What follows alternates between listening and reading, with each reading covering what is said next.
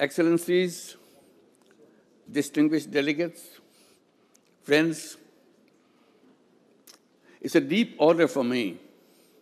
আমরা 17 কোটি মানুষের খাদ্যের যোগান দিচ্ছি, 13 লাখ রোহিঙ্গাকে আশ্রয় দিচ্ছি উল্লেখ করে প্রধান উপদেষ্টা অধ্যাপক ডক্টর মোহাম্মদ ইউনূস বলেছেন, বাংলাদেশ ছোট ভূমির দেশ, আয়তনে ইতালির অর্ধেক, কিন্তু আমরা 17 কোটি মানুষের খাদ্যের যোগান দিচ্ছি।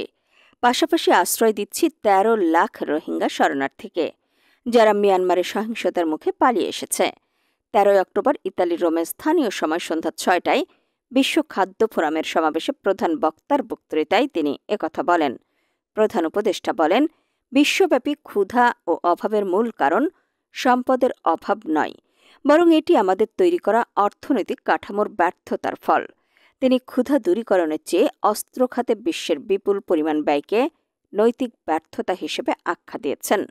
বলেন, 2024 সালে 673 মিলিয়ন মানুষ ক্ষুধার্ত ছিল, অথচ আমরা পর্যাপ্ত খাদ্য উৎপাদন করি। এটি উৎপাদনের ব্যর্থতা নয়, এটি অর্থনৈতিক ব্যবস্থার ব্যর্থতা, এটি এক নৈতিক ব্যর্থতা। লিখিত বক্তব্যে তিনি আরও বলেন, আমরা ধান উৎপাদনে স্বয়ংসম্পূর্ণ হয়েছি, যা আমাদের প্রধান খাদ্যশস্য। আমরা বিশ্বের শীর্ষ ধান, শাকসবজি ও মিঠা পানির মাছ উৎপাদনকারী দেশগুলোর একটি। আমাদের কৃষকরা ফসল চাষের ঘনত্ব 214% উন্নীত করেছেন।